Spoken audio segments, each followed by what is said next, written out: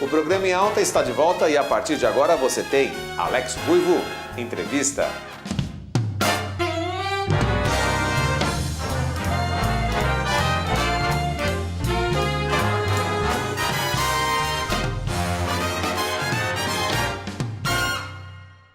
E a nossa entrevistada de hoje é? Meu nome é Diana Melissa Faria. Eu tenho 39 anos. Meu signo é Escorpião. Sou fonoaudióloga. Meu apelido é Di. Eu gosto muito de trabalhar. Eu não gosto que o dia tenha só 24 horas. Checar, fazer listas, ser perfeccionista. Meu filho. Quando meu filho nasceu, de felicidade. Fonoaudióloga, especialista em voz, mestrado em fonoaudiologia clínica, é Master Practitioner em programação neurolinguística, autora do livro Muito Além do Ninho de Mafagafos, desenvolveu 2 softwares, o Pluck, no Planeta dos Sons, e as Novas Aventuras de Pluck. Além disso, lançou recentemente o portal Afinando o Cérebro e é também diretora de projetos da empresa Comunicar Soluções Criativas. Eu tenho o prazer de receber no programa Em Alta ela, que é minha fonoaudióloga e amiga acima de tudo, querida Diana. Que bom receber você. Quanto carinho poder explicar um pouco, desmistificar um pouco essa questão da fonoaudiologia, principalmente que as pessoas, quando pensam nesse profissional, pensam que é um profissional especializado em atividades para as crianças. Mas a profissão vai muito além disso. É isso mesmo, né? A fonoaudiologia ela não trabalha só com crianças, sem dúvida é um grande foco, mas a gente atende adultos, adolescentes e hoje em dia os idosos, que essa população de idosos que hoje em dia 70, 80 anos são idosos altamente ativos e que precisam dos seus cérebros prontos para desenvolver todas as atividades em família. Mesmo porque hoje existe a quarta idade, 70 anos você está ainda ativamente na terceira idade. Isso mesmo, né? É isso mesmo. Então quer dizer que a geração mais velha, então, ela procura hoje desenvolver uma comunicação melhor? Isso, não só uma comunicação melhor, mas um cérebro mais atento, um cérebro mais ativo. Antigamente a gente pensava nas palavras cruzadas, né? Fazer cruzadinhas, fazer leitura, jogar jogos de tabuleiro para a terceira idade. Hoje em dia a gente sabe que essa população precisa desenvolver o cérebro para outras atividades. E é isso que, por exemplo, o portal Afinando o Cérebro também oferece a esse público de terceira e quarta idade, como você disse. E esse portal que ela está dizendo é muito bom porque a gente acaba, com essa idade que nós temos, no caso eu com 41, né? Você começa a já desenvolver, quando chegar numa certa idade, você tem muito menos esquecimentos. Isso assim, mesmo. Você tira o Alzheimer, deixa de lado, né? Isso mesmo. Essa coisa você do Alzheimer. minimiza os impactos do envelhecimento no cérebro. É isso mesmo. Eu queria falar quais são os principais erros que as pessoas cometem na comunicação. Então, no contexto geral. No contexto geral, eu acho que é a falta de atenção ao outro. Comunicar-se bem não é falar difícil. Comunicar-se bem é estar atento ao outro e observar a sua comunicação para ela melhor atingir o seu público-alvo, seja no trabalho, seja em família, seja no ambiente social. Ou seja, quem se comunica mal é quem não presta atenção na outra. Isso, é isso mesmo. Lógico que em cada ambiente em que nós vivemos, alguns aspectos da comunicação são exigidos. Por exemplo, numa área como a sua, que você é um comunicador e atinge vários públicos e várias cidades, você precisa ter uma comunicação o mais padronizada possível para atingir a todos os seus públicos, né, para atingir a todas as pessoas que você deseja. Então, no seu caso, por exemplo, o sotaque é uma coisa que não pode ficar muito marcado, a sua dicção tem que estar muito aberta, muito clara, a sua voz tem que passar confiança e credibilidade, mas é assim também dentro de uma empresa, né? Não adianta eu ter uma ótima ideia e não saber transmitir aquilo com credibilidade. Quando se fala muito desse profissional da fonoaudiologia, muitas vezes são relacionadas às pessoas que trabalham com a comunicação, não só na televisão, mas um palestrante ou alguém que esporadicamente fala em público e na realidade ela serve até para a nossa intimidade, para o nosso dia a dia, ali naquele pequeno ambiente de trabalho ou mesmo na sua faculdade, ou quando você está convivendo em sociedade, em algum ambiente onde tenham mais pessoas. Isso. Diferencia muito uma pessoa de que sabe se comunicar da outra que não sabe. Sem dúvida, sem dúvida. E até um aspecto bem interessante para a gente ficar atento, por exemplo, no ambiente de trabalho ou no relacionamento pessoal. Cada pessoa tem um estilo de comunicação e também de percepção. Então tem as pessoas que são mais visuais, outros são mais auditivos, outros são mais sinestésicos. Se eu consigo descobrir o outro, como é o foco, o caminho de comunicação do outro, eu acabo sendo mais eficiente na minha comunicação. Por exemplo, vamos imaginar uma esposa que é muito auditiva. E você, sendo visual, vai colocar um bilhetinho para ela que eu te amo, por exemplo. Mas para ela, talvez esse bilhete não tenha o mesmo impacto. Para ela que é auditiva, ela precisa ouvir você falando que a ama. Só o bilhete não é suficiente. Então, às vezes o marido fala: nossa, eu sempre falo que eu te amo. Daí ela fala: não, nunca ouvi. E o que ela gostaria de ouvir as palavras. Para outra pessoa, o bilhetinho é o que vai ter um impacto X, né? É o que vai ter um grande impacto. E no ambiente de trabalho também. Eu posso ter um chefe que é muito visual e ele me pede uma série de relatórios. E se eu sou auditiva, eu quero ir lá contar para ele o que eu fiz. Não adianta eu contar, eu tenho que apresentar em relatórios. Então é importante. Então, não é só fazer a análise astrológica da pessoa, numerológica, e também tem que ter essa percepção se a pessoa é mais auditiva ou é mais visual. Isso também serve na hora de contratar no trabalho. Sem dúvida, até para você saber o perfil com quem que você está lidando. Isso, por exemplo, no meu caso, eu sou muito visual. A minha secretária me passa um recado, mas hoje em dia ela já sabe que além de passar o recado verbalmente, ela tem que me dar o recado por escrito. É isso que faz sentido para mim. Mesmo porque você é perfeccionista, né? Isso. Detalhista. Me fale uma coisa, quando a pessoa percebe, quando a pessoa, na realidade, ela tem que procurar um fonoaudiólogo, como é que ela vai ser assim, vou procurar a doutora Diana, por exemplo? Eu acho que em vários caminhos. Por exemplo, quando a minha comunicação não está atingindo o objetivo, eu tenho a impressão que eu falo e que os outros não entendem aquilo que eu quero dizer. Isso é um aspecto bem importante. Ou eu quero aperfeiçoar a minha comunicação. Por exemplo, um profissional daqui de Sorocaba que tem um sotaque específico da nossa região.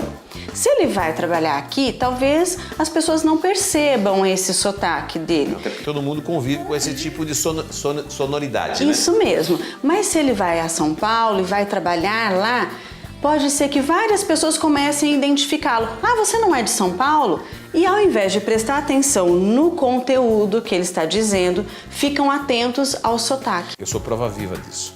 No ano de 2000, quando eu trabalhava em São Paulo, eu fui para uma reunião, foi até interessante esse caso, eu estava indo para o centro de São Paulo numa reunião e cheguei atrasado na reunião. Aí estava todo mundo já em reunião, eu falei: gente, me desculpe que eu acabei rodando.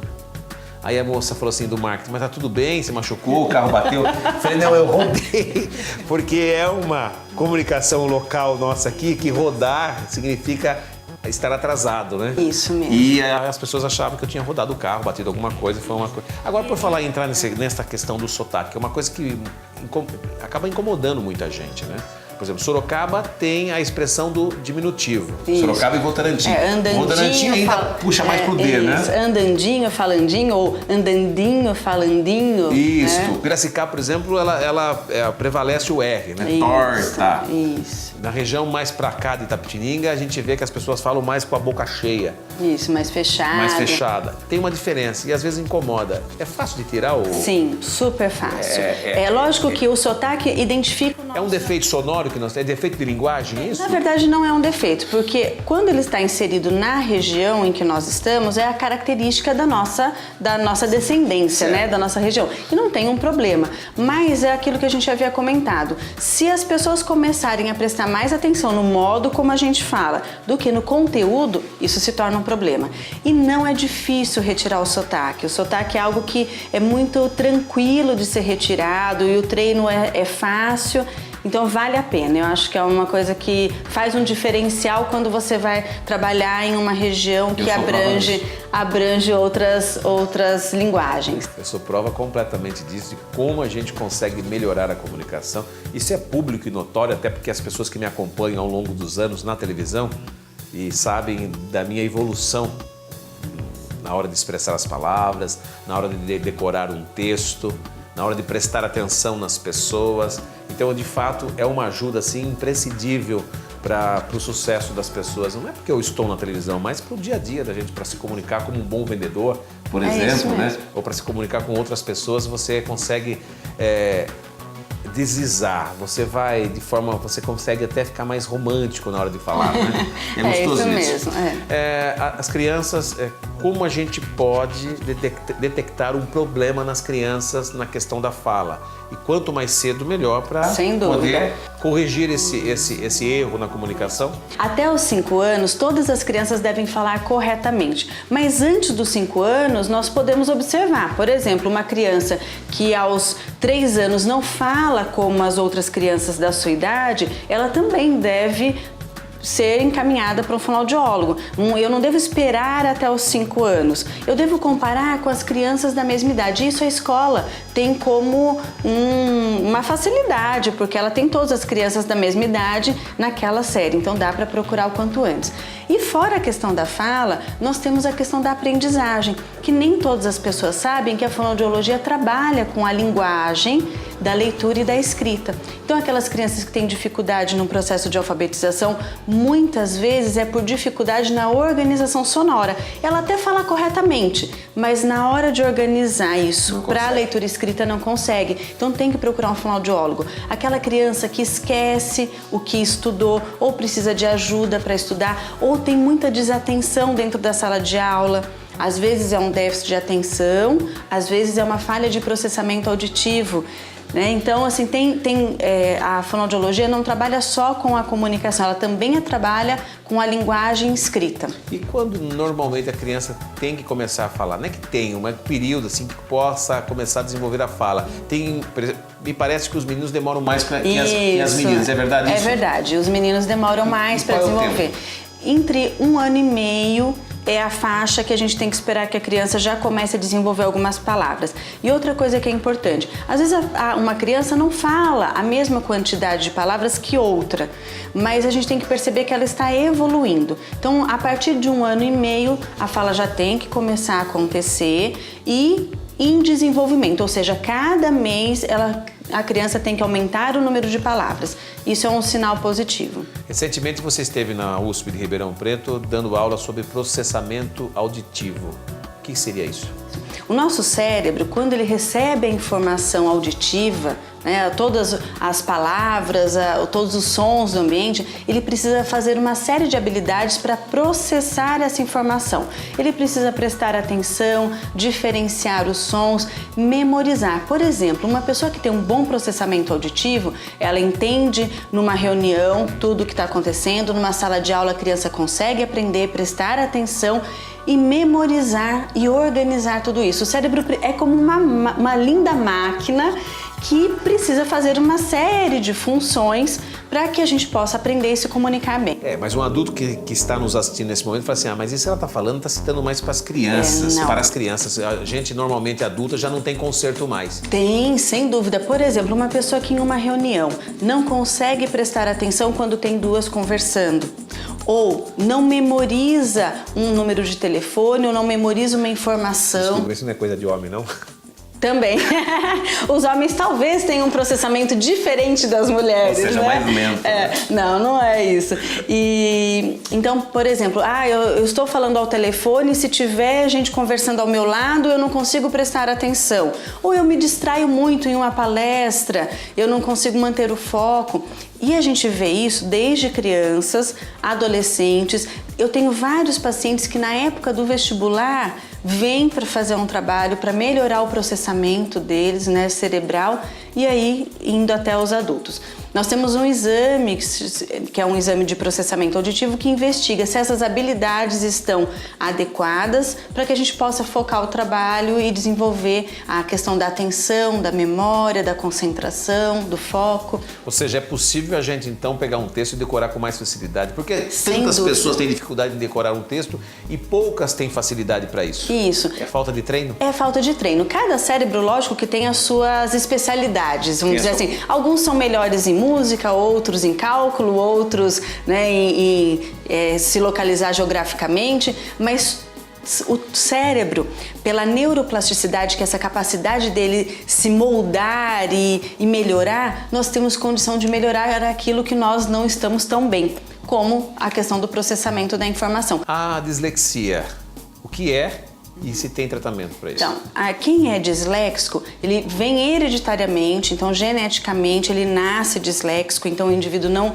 adquire uma dislexia, ele nasceu com essa característica. O que é isso? Vinda, né, hereditariamente. Ele é um cérebro que funciona de modo diferente. Então, é um cérebro normal, mas que no funcionamento dele ele está diferente. Então, são pessoas extremamente inteligentes, então quanto à inteligência não há dúvida, são pessoas inteligentíssimas, mas que têm dificuldade, especialmente no processo de aquisição da leitura e da escrita e no desenvolvimento da leitura e escrita. Então são pessoas inteligentes, mas que vão aprender muito mais, por exemplo, assistindo a um programa que lendo um texto. E tem como a gente melhorar. Não falei que o cérebro tem essa capacidade de mudança, de neuroplasticidade? É impressionante, né? Isso. Eu não vou curar a dislexia, mas nós conseguimos, com o trabalho de fonoaudiologia, de psicopedagogia, de psicologia, e às vezes é um profissional específico que acaba atendendo esse paciente, que pode ser criança ou adulto também. E a gente vai desenvolver essas habilidades que aquele cérebro não tem por natureza muito bem desenvolvidas. Então tem como a gente trabalhar assim. No último congresso que aconteceu em Brasília, o Congresso Nacional da Fonoaudiologia, você lançou o seu mais novo produto, o portal Afinando o Cérebro.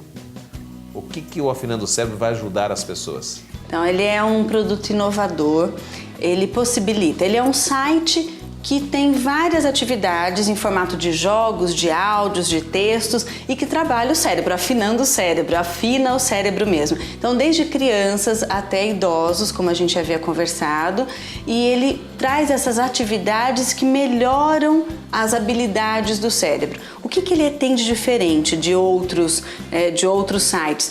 O profissional fonoaudiólogo ou outros profissionais que trabalham com o desenvolvimento do cérebro poderão cadastrar os seus pacientes ou os seus usuários e as pessoas vão fazer as atividades tanto dentro do consultório quanto em casa. Então eu tenho essa possibilidade, eu brinco que é o Big Brother fonoaudiológico, porque o profissional pode ver o que está acontecendo em casa e fazer o acompanhamento. Eu estou conversando com a sorocabana, quanto orgulho, né, ter uma sorocabana como ela, né?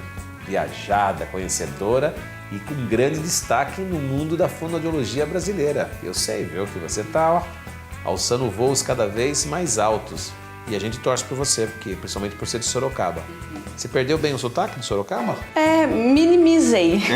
Um pouco? Um pouco, Mas é importante a gente lembrar das nossas origens sempre, né? Muito bom, né? Sou muito orgulhosa de ser sorocabana. Ainda mais essa cidade maravilhosa que recebe e abraça a gente tão bem. E eu também sou muito grato a ela, porque tive que fazer todo esse trabalho de mudança, né? de comunicação, para que eu pudesse ingressar no mercado nacional, onde hoje eu estou atuando há quase 1 ano e meio. Devo parte desse trabalho a você como profissional e como amiga também. Sem dúvida. Que sempre me ajudou e sempre me criticou, porque ela pega pesado, hein? Mas tá bom isso, falta aquilo, treina.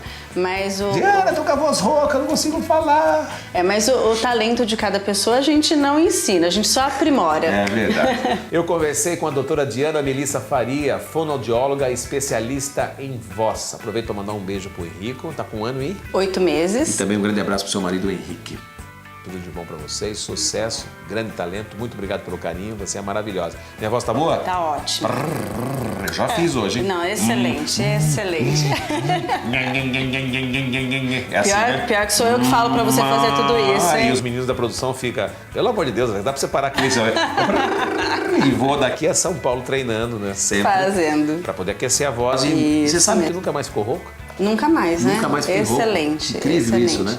E eu tinha um problema de... Bom, estamos finalizando já. Eu tinha um problema de de nervosismo e qualquer situação de nervo que eu passasse, A voz a ficava voz que ruim. era afetada. Por que será, né? Porque realmente a voz, Afeta ela é... onde se mais usa. Isso, ela é a expressão da nossa personalidade, de nosso estado emocional. Agora haja. Isso, ótimo. Olha, o nosso programa volta na semana que vem com muito mais, querida. Muito obrigado e sucesso.